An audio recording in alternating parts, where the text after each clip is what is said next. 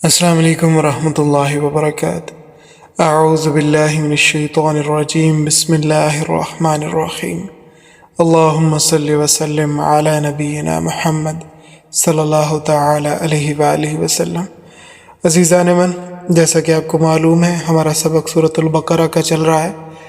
آج انشاءاللہ باذن اللہ ہم سورۃ البقرہ کی آیت نمبر 47 سے لے کر 53 تک اپنے سبق کو پڑھیں گے، مگر اس سے پہلے گزشتہ سبق کا خلاصہ دیکھیں گے۔ گزشتہ سبق کے اندر ہم نے پڑھا تھا، اللہ تعالیٰ ارشاد فرماتے ہیں یا بنی اسرائیل اذکروا نعمتی۔ اس آیت کے ذیل کے اندر صاحب التفسیر نے بیان فرمایا تھا کہ یہاں پہ اس آیت کا اختصار کے ساتھ بیان ہے، جبکہ اس کی ڈیٹیلز آگے آئیں گی، اور آج جو آیات ہم پڑھیں گے انشاءاللہ اس کے اندر اس کی کچھ تفصیلات ہیں، اور کچھ آئندہ اسباق کے اندر اس کی تفصیلات آ جائیں گی جن نعمتوں کو اللہ رب العالمین ذکر فرماتے ہیں۔ اللہ تعالیٰ فرماتے ہیں کہ میری ان نعمتوں کو یاد کرو، یعنی ان کا شکر بجا لاؤ۔ اب یہاں سے ان نعمتوں کی تفصیل شروع ہو رہی ہے۔ اسرائیل، جیسا کہ ہم نے پڑھا تھا، حضرت یعقوب علیہ السلام کا لقب تھا، اور یہ عبرانی زبان کا لفظ ہے جس کا ترجمہ بنتا ہے عبداللہ، یعنی اللہ تعالیٰ کا بندہ۔ اللہ رب العالمین ارشاد فرماتے ہیں یا بنی اسرائیل اذکروا نعمتی، یاد کرو میری نعمتوں کو، التی انعمت علیکم، وہ نعمتیں جو میں نے تم پر انعام کی، وانی فضلتکم، اور بے شک میں نے تمہیں فضیلت دی، علی العالمین، جہان والوں پر۔ اللہ رب العالمین نے بنی اسرائیل کو ظاہری نعمتیں بھی عطا فرمائی تھیں، اور باطنی طور پر بھی اللہ تعالیٰ نے ان کو نعمتوں سے مالا مال فرمایا تھا۔ باطنی نعمتیں یہ تھیں کہ اللہ تعالیٰ نے حضرت یعقوب علیہ السلام کی اولاد میں حضرت عیسیٰ علیہ السلام تک قریباً 4000 انبیاء کو مبعوث فرمایا۔ کسی قوم میں ایک پیغمبر بھی آ جاتا تو ان کا سر فخر سے بلند ہو جاتا تھا، اور جس قوم کے اندر 4000 پیغمبر آئے ہوں ان کے لیے یہ کتنے فخر کی بات ہوگی۔ پھر 3 مشہور آسمانی کتابیں بھی اللہ رب العالمین نے ان کو عطا فرمائیں، تورات حضرت موسیٰ علیہ السلام کو، زبور حضرت داود علیہ السلام کو، اور انجیل حضرت عیسیٰ علیہ السلام کو۔ اور ظاہری نعمتیں یہ کہ اللہ رب العالمین نے ان کو بادشاہت بھی عطا فرمائی، جیسے کہ حضرت یوسف علیہ السلام حضرت یعقوب علیہ السلام کے حقیقی بیٹے تھے، اور پھر داود علیہ السلام خلیفۃ اللہ فی الارض ہوئے۔ پھر اللہ تعالیٰ نے سلمان بن داود علیہ السلام کو حکومت عطا فرمائی۔ ان کے علاوہ اور کئی نیک بادشاہ ان میں گزرے ہیں۔ تو اللہ تعالیٰ فرماتے ہیں کہ میری نعمتوں کو یاد کرو، میری ان نعمتوں کا شکریہ ادا کرو، واتقوا یوما، اور ڈرو اس دن سے، مراد قیامت کا دن ہے۔ واتقوا یوما لا تجزی نفس عن نفس شیئا، کہ اس دن سے ڈرو جس دن کوئی نہیں کفایت کرے گا، کوئی نفس کسی نفس کی طرف سے کچھ بھی کفایت نہیں کرے گا۔ ولا يقبل منها شفاعہ، اور نہ قبول کی جائے گی اس کی طرف سے کسی کی سفارش۔ ولا یؤخذ منها عدل، اور نہ لیا جائے گا اس کی طرف سے جرمانہ۔ ولا هم ینصرون، اور نہ ہی ان کی مدد کی جائے گی۔ اب سمجھنے کے لیے ایک نقطہ صاحب التفسیر بیان فرماتے ہیں، اگر کوئی آدمی گرفتار ہوتا ہے کسی بھی جرم میں تو اس کو چھڑانے کے لیے عقلی طور پر 4 طریقے رائج ہیں۔ ایک یہ کہ اس شخص کا کوئی ضامن بن جائے کہ یہ بھاگے گا نہیں، میں اس کو عدالت میں پیش کروں گا، اور جو کچھ اس کے ذمے ہے، رقم وغیرہ، اس کی ضمانت دے کر اسے چھڑا لیا جاتا ہے۔ دوسرا طریقہ یہ ہے کہ سفارش کے ذریعے سے چھڑوا لیا جاتا ہے۔ تیسرا طریقہ یہ رائج ہے کہ جرمانہ دے کر اس کو چھڑوا لیا جائے۔ اور چوتھا کہ جب وہ گرفتار ہو کر کسی ایک جگہ پہ بند کر دیا گیا ہے تو ہلہ بول کر اسے وہاں سے آزاد کروا لیا جائے۔ اللہ رب العالمین ارشاد فرماتے ہیں کہ قیامت والے دن ان میں سے کوئی طریقہ بھی کام نہیں آئے گا، نہ تو کوئی نفس کسی نفس کی طرف سے کفایت کرے گا، یعنی ضمانت دے سکے گا، نہ سفارش قبول کی جائے گی، اور نہ جرمانہ لیا جائے گا، اور نہ ہی ہلہ بول کر کوئی چھڑا سکے گا۔ آگے ان انعامات کا تذکرہ ہے جو بنی اسرائیل پر مختلف اوقات میں مختلف زمانوں میں ہوئے۔ وَإِذْ نَجَّيْنَاكُم مِّنْ آلِ فِرْعَوْنَ، اور جب ہم نے تم کو نجات دی فرعونیوں سے، یسومونکم سوء العذاب، جو چکھاتے تھے تمہیں برا عذاب۔ اور وہ کیا عذاب تھا؟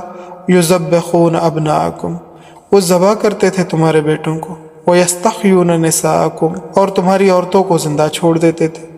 فرعون یہ بھی عبرانی زبان کا لفظ ہے، اور اس کا معنی بادشاہ یا صدر ہے۔ اس وقت کا جو بادشاہ ہوتا تھا اس کا لقب فرعون ہوتا تھا۔ بہت سارے ایسے صدر اور فرعون گزرے ہیں، نام ان کے مختلف تھے۔ حضرت یوسف علیہ السلام کے زمانے کا جو فرعون تھا اس کا نام، یعنی اس وقت کا جو بادشاہ تھا اس کا نام ریان بن ولید تھا رحمہ اللہ تعالیٰ علیہ۔ یہ بڑا نیک آدمی تھا، اس نے اپنی مرضی اور اپنی خوشی سے حکومت چھوڑ دی، حالانکہ حکومت چھوڑنا آسان نہیں ہوتا۔ جبکہ حضرت موسیٰ علیہ السلام کے دور کا جو فرعون تھا اس کا نام تھا مصعب بن ولید، یہ بہت ہوشیار اور چلاک آدمی تھا۔ فرعونوں کے پاس ہمیشہ جادوگر اور نجومی ہوا کرتے تھے جو مختلف حالات کے بارے میں ان کو پیشگوئیاں کر کے بتاتے رہتے تھے۔ تو فرعون کو نجومیوں نے بتایا کہ 2-3 سالوں میں بنی اسرائیلیوں میں ایک بچہ پیدا ہوگا۔ یہ اس فرعون کی بات ہے جو حضرت موسیٰ علیہ السلام کے دور کا تھا، یعنی مصعب بن ولید۔ تو اس کے نجومیوں نے اس کو بتایا کہ 2-3 سالوں کے اندر بنی اسرائیلیوں میں ایک بچہ پیدا ہوگا جو تمہاری حکومت کے زوال کا باعث بنے گا۔ وہ نجومی کبھی کبھی کوئی بات درست بھی کر دیتے تھے، یا یوں کہہ لیں کہ ان کی کوئی نہ کوئی بات کبھی نہ کبھی درست بھی ثابت ہو جاتی تھی۔ چنانچہ عورتوں کا ایک الگ شعبہ قائم کیا اور ان کی ذمہ داری لگا دی گئی کہ بنی اسرائیل کی جتنی بھی حاملہ خواتین ہیں ان کی سختی سے نگرانی کی جائے۔ اگر بچی پیدا ہوتی تو اس کو چھوڑ دیا جاتا، اور اگر بچہ پیدا ہوتا تو جیسے حکم تھا کہ اسے قتل کر دو، لہٰذا اسے قتل کر دیا جاتا۔ اور اسی چیز کو بطور عذاب اللہ تعالیٰ نے اوپر بیان فرمایا ہے، وَإِذْ نَجَّيْنَاكُم مِّنْ آلِ فِرْعَوْنَ، اور جب ہم نے تم کو نجات دی فرعونیوں سے، يَسُومُونَكُمْ سُوءَ الْعَذَابِ، جو چکھاتے تھے تمہیں برا عذاب۔ اور وہ عذاب کیا تھا؟ يُذَبِّحُونَ أَبْنَاءَكُمْ، تمہارے بیٹوں کو مار دیتے تھے، ذبح کر دیتے تھے، وَيَسْتَحْيُونَ نِسَاءَكُمْ، اور تمہاری بیٹیوں کو، تمہاری عورتوں کو چھوڑ دیا کرتے تھے۔ تو یہ شعبہ بڑی سختی سے حاملہ خواتین کی نگرانی کرتا ہے۔ اگر تو بیٹی پیدا ہوتی تو اسے چھوڑ دیا جاتا، اور اگر بیٹا پیدا ہوتا تو حسب حکم اسے قتل کر دیا جاتا۔ شاہ عبدالعزیز صاحب محدث دہلوی رحمہ اللہ تعالیٰ علیہ تفسیر عزیزی میں رقم تراز ہیں کہ 12,000 بچے اس ظالم حکمران کے قانون کے تحت ذبح کیے گئے، جبکہ علامہ بونی رحمہ اللہ تعالیٰ علیہ بڑے اہل اللہ میں شمار ہوتے ہیں۔ ان کا کہنا یہ ہے کہ 70,000 بچے قتل ہوئے، یہ ان کی تحقیق ہے، لیکن 12,000 بھی تعداد کوئی کم تو نہیں ہے۔ جبکہ 90,000 ماؤں نے دیدہ و دانستہ اپنے حمل گرا لیے کہ بچے ہمارے سامنے ذبح ہوں گے، ہمیں یہ تکلیف گوارا نہیں۔ بہرحال فرعون نے اپنی حکومت بچانے کے لیے بڑے بچے مروائے، مگر اللہ تعالیٰ نے اپنی قدرت ظاہر فرمائی، جس کی تفصیل 16ویں پارے میں ہے کہ جس بچے سے خطرہ تھا وہ اللہ تعالیٰ نے فرعون کے گھر میں پال کر دکھایا، یعنی حضرت موسیٰ علیہ السلام۔ حضرت مولانا روم رحمہ اللہ تعالیٰ علیہ فرعون کی اس کارروائی کو مثال کے طور پر بیان فرماتے ہیں کہ اگر مثال سے اس چیز کو سمجھنا ہو تو اس طرح سے سمجھا جا سکتا ہے کہ ایک آدمی بڑا مالدار تھا، اس کے پاس سونا، چاندی، جواہرات اور بڑے قیمتی ہیرے تھے، اور مکان اس کا قلعہ نما تھا۔ ڈاکوؤں نے مشورہ کیا کہ اس کے گھر کو لوٹنا ہے، کیا طریقہ ہو سکتا ہے کہ نہ تو دروازے توڑے جا سکتے ہیں، نہ ہی دیوار پھلانگی جا سکتی ہے۔ پھر طے یہ پایا کہ دن کو جب دروازہ کھلا ہو، ایک ہلکا پھلکا سا آدمی، دبلا پتلا سا، وہ اندر چلا جائے اور کسی حصے میں چھپ جائے، اور جب رات ہو تو رات کے وقت وہ وہاں سے نکلے جس جگہ وہ چھپا ہوا ہے اور اندر سے دروازہ کھول دے، پھر ہم اندر داخل ہو جائیں۔ چنانچہ ایسے ہی ایک پھرتیلے جسم کے آدمی کو جو کہ چور تھا اندر داخل کیا گیا، اور وہ اندر جا کر چھپ گیا۔ رات کو اس نے اندر اٹھ کر باہر والے کے لیے دروازے کی کنڈی کھول دی۔ صاحب خانہ کو جب معلوم ہوا کہ اندر سے کسی نے دروازہ کھولا ہے تو اس نے محسوس کیا کہ گھر میں کوئی اور بھی ہے۔ وہ جلدی سے اٹھتا ہے اور اندر سے دروازہ پھر بند کر دیتا ہے۔ اب وہ سمجھتا ہے کہ میں محفوظ ہوں، حالانکہ جو اس کو نقصان پہنچانے آئے تھے، جس سے اس کو خطرہ تھا، وہ لوگ تو اندر ہی موجود تھے، مگر اسے اس چیز کی کوئی خبر نہیں تھی۔ دروازہ بند کر دیا، حالانکہ جس نے نقصان پہنچانا تھا وہ اندر ہی تھا۔ اسی لیے فرعون کی تدبیر ایک کہانی بن گئی، وہ کامیاب نہ ہو سکی۔ اس ظالم نے 12,000 بچے ذبح کروائے، مگر جس نے اس کا بیڑا غرق کرنا تھا وہ تو اس کے گھر کے اندر پرورش پا رہے تھے۔ اللہ تعالیٰ نے فرمایا کہ میں نے تیرے گھر کے اندر پال کر دکھایا۔ مکمل 30 سال تک موسیٰ علیہ السلام فرعون کے گھر میں پرورش پاتے رہے، اور وہ بچوں کو ذبح کرتا رہا، عورتوں کو زندہ چھوڑتا رہا۔ اللہ رب العالمین ارشاد فرماتے ہیں وَفِي ذَلِكُمْ بَلَاءٌ، اور اس میں امتحان تھا، مِن رَبِّكُمْ عظیم، تمہارے رب کی طرف سے بڑا امتحان تھا۔ اس میں حضرت موسیٰ علیہ السلام کو اللہ تعالیٰ نے حکم دیا کہ تم اپنے بھائی ہارون اور ان کے ساتھیوں کو، جو ہزاروں کی تعداد میں مرد و عورت اور بچے تھے، لے کر یہاں سے ہجرت کر کے چلے جاؤ۔ لہٰذا حضرت موسیٰ علیہ السلام حضرت ہارون اور دیگر تمام افراد کے ساتھ فلسطین کی طرف ہجرت کرتے ہیں۔ بنی اسرائیلی جتنا سامان اٹھا سکتے تھے وہ انہوں نے ہمراہ لے لیا اور رات کو وہاں سے نکل گئے۔ اب اتنی مخلوق جب اکٹھی نکلتی ہے تو ظاہر شور ہوتا ہے۔ فرعون اور اس کے وزیر حامان کو جب پتہ چلا تو انہوں نے ایمرجنسی کا اعلان کر دیا۔ فرعون اپنی فوج لے کر ان کے تعاقب میں نکلتا ہے۔ بنی اسرائیلی سحری کے وقت دریائے کلزم کے قریب پہنچے جو خاصا گہرا تھا۔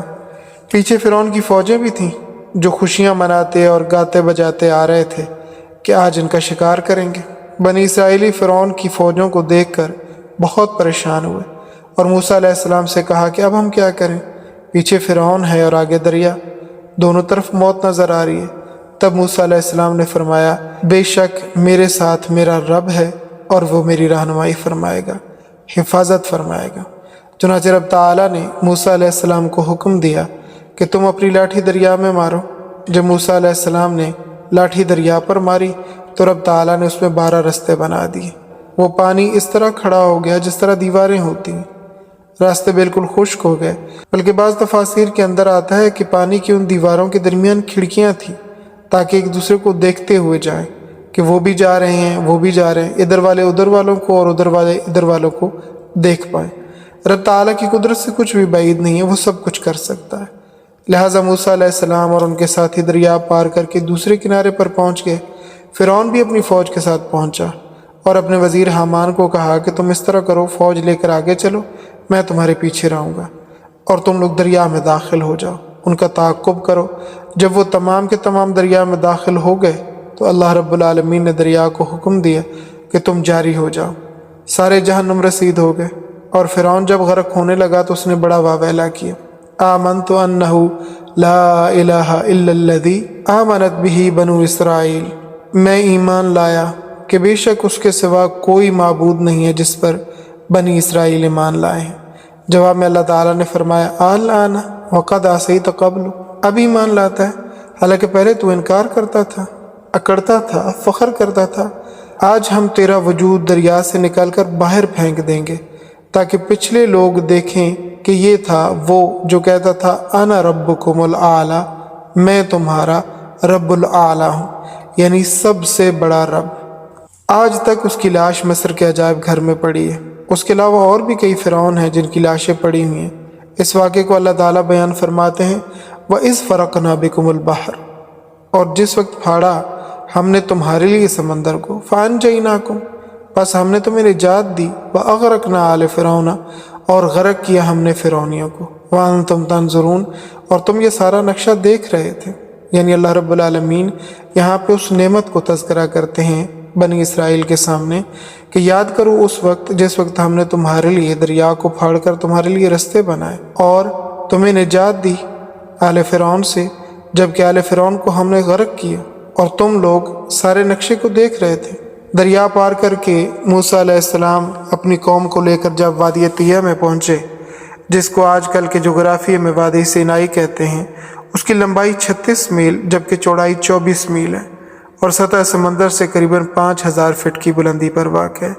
حضرت موسیٰ علیہ السلام جب وادی طیہ میں پہنچے تو قوم نے کہا اے موسیٰ، کوئی قوم آئین کے بغیر وقت پاس نہیں کر سکتی اور ضابطے اور قوانین کے بغیر دنیا میں امن قائم نہیں ہو سکتا، لہٰذا اللہ تعالیٰ سے کوئی کتاب لاؤ تاکہ ہم اس کے مطابق زندگی بسر کریں۔ چنانچہ حضرت موسیٰ علیہ السلام کوہ طور پر تشریف لے گئے۔ پہلے 30 راتیں پھر بڑھا کر 40 راتیں کر دی گئیں۔ 40 راتوں کے اعتکاف کے بعد حضرت موسیٰ علیہ السلام کو کتاب دے دی گئی، لیکن اس دوران پیچھے قوم میں ایک بڑا عظیم واقعہ پیش آیا۔ ہوا اس طرح کہ موسیٰ علیہ السلام کی قوم میں ایک آدمی تھا جس کا نام موسیٰ بن ظفر تھا۔ یہ قبیلہ سامرا سے تعلق رکھتا تھا اور سامرا قبیلہ بھی حضرت یعقوب علیہ السلام کی نسل سے ہی تھا۔ یہ آدمی بہت بڑا منافق تھا۔ اس نے کیا کیا کہ سونے چاندی کا ایک بچھڑا بنایا اور حضرت جبرائیل علیہ السلام کے گھوڑے کے قدموں کی مٹی جو اس نے اٹھائی ہوئی تھی وہ مٹی اس بچھڑے میں ڈالی تو اس بچھڑے میں سے آوازیں نکلنا شروع ہوئی۔ سامری نے لوگوں کو کہا کہ بچھڑے کے اندر سے یہ جو آواز آ رہی ہے اعوذ باللہ یہ رب ہے، اور وہ لوگ بے وقوف تھے، انہوں نے اس کی پوجا شروع کر دی۔ قرآن کریم میں ہے کہ موسیٰ علیہ السلام جب واپس تشریف لائے تو حضرت ہارون علیہ السلام پر بہت غصہ ہوا اور ان کو بڑا سختی سے پکڑا اور کہا کہ تم نے لوگوں کی اصلاح کیوں نہیں کی؟ فرماتے ہیں کہ میں نے تو قوم کو سمجھایا ہے، بات یہاں تک آن پہنچی تھی کہ وہ مجھے قتل کر دیتے۔ وَإِذْ وَعَدْنَا مُوسَىٰ 40 لَيْلَةً، اور جس وقت ہم نے وعدہ کیا موسیٰ علیہ السلام سے 40 راتوں کا، پہلے 30 راتوں کا وعدہ تھا، پھر 10 کا اضافہ ہوا، پس 40 راتیں پوری کی، روزانہ ایک تختی ملتی تھی، اور یہ تختیاں 30 راتوں کے بعد ملنا شروع ہوئیں، کل 10 تختیاں تھیں۔ پھر تم نے کیا کیا؟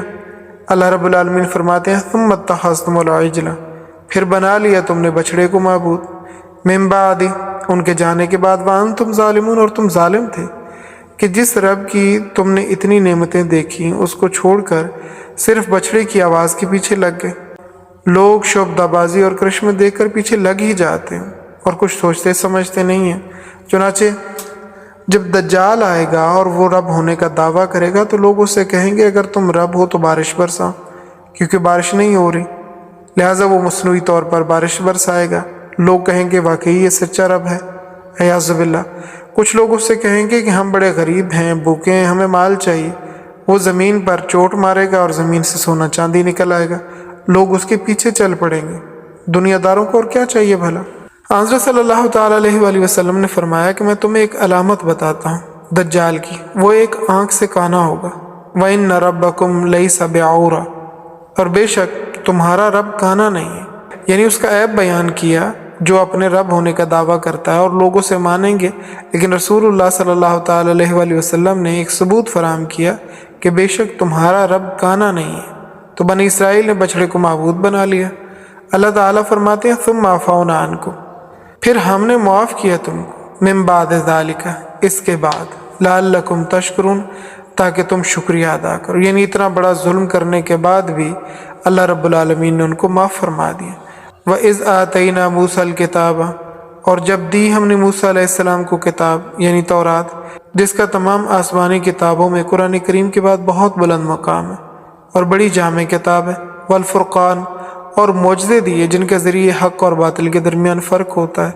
بہت سارے معجزے تھے، ان میں سے ایک وہ عصا مبارک بھی تھا جس کو پھینکتے تھے تو وہ اژدہا بن جاتا تھا اور مقابلے میں آنے والے جادوگروں کے سارے سانپوں کو نکل جاتا تھا، پھر جب اس کو ہاتھ لگاتے تو وہ واپس اژدہا سے عصا بن جاتا، یعنی لاٹھی بن جاتی تھی۔ اللہ تعالیٰ نے ان معجزات کے ذریعے سے حق کو ظاہر کیا اور ان کی کارروائی کو اللہ تعالیٰ نے باطل فرمایا۔ لعلکم تہتدون، اور یہ سب کس لیے کیا؟ یہ سب اس لیے کیا تاکہ تم ہدایت حاصل کرو۔ یہاں اس جگہ پہ اللہ رب العالمین نے بنی اسرائیل کے اوپر جو اپنی نعمتیں نازل فرمائی تھیں ان کا تذکرہ کیا ہے تاکہ تم شکر بجا لاؤ۔ وآخر دعوانا ان الحمد للہ رب العالمین، سبحانک اللہم وبحمدک، نشہد ان لا الہ الا انت، نستغفرک ونتوب الیک۔ السلام علیکم ورحمۃ اللہ وبرکاتہ۔